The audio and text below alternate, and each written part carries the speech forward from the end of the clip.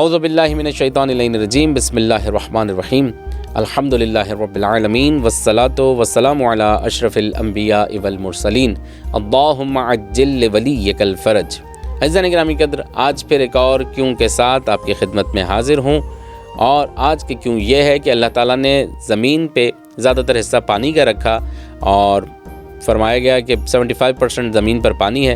تو یہ پانی جو ہے وہ کون سا پانی ہے؟ وہ سمندروں کا پانی ہے۔ تو سوال یہ ہے کہ یہ سمندروں کا پانی کھارا کیوں ہے؟ یہ پانی میٹھا کیوں نہیں ہے؟ عزیزان گرامی قدر، اس کا جواب یہ ہے کہ سمندر کا پانی کھارا یوں ہے کہ یہ پانی جو سمندروں میں پہنچتا ہے وہ پہاڑوں سے ادھر ادھر سے ہوتا ہوا سمندر میں پہنچتا ہے، اور اس میں جو معدنیات ہوتی ہیں اس میں کہیں نہ کہیں نمک شامل ہوتا ہے، اور جب نمکیات اس میں بڑھ جاتی ہے، اس کے بعد کیا ہوتا ہے کہ جب زمین پر سورج کی روشنی مسلسل پڑ رہی ہے جس کی وجہ سے پانی خشک ہوتا ہے، بخارات میں تبدیل ہوتا ہے، تو جب پانی بخارات میں تبدیل ہوتا ہے تو وہ نمک جو ہے وہ اپنی جگہ پر رہ جاتا ہے، اور جب نیا پانی آ کر شامل ہوتا ہے تو اس کی نمکیات وہیں پر رہتی ہے اور وہ نمک اسی جگہ پر قائم رہتا ہے۔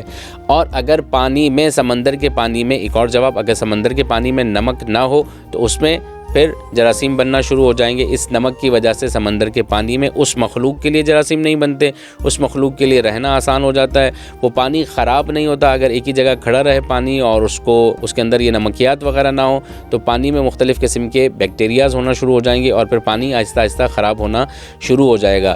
بس یہ نمک کا ہونا اس سمندر کے پانی میں اللہ کی قدرت ہے، جس کی وجہ سے سمندر کی موجودات وہاں پر موجود ہیں اور وہ سانس لے رہی ہیں، وہ زندہ ہیں، جس کی وجہ سے انسان کو بہت سے فائدے ہو رہے ہیں۔ اور پھر یہ سب کچھ سلسلہ کیوں ہے؟ کیونکہ اللہ تعالیٰ یہ چاہتا ہے کہ سمندر کا پانی نمکین رہے۔ وہ کیوں نمکین ہوتا ہے وہ آپ کی خدمت میں پیش کر چکا ہوں۔